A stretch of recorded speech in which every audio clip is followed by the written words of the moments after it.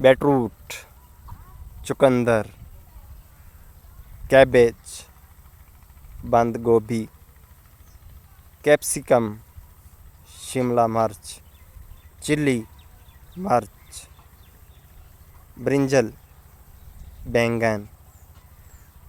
carat, गाजर,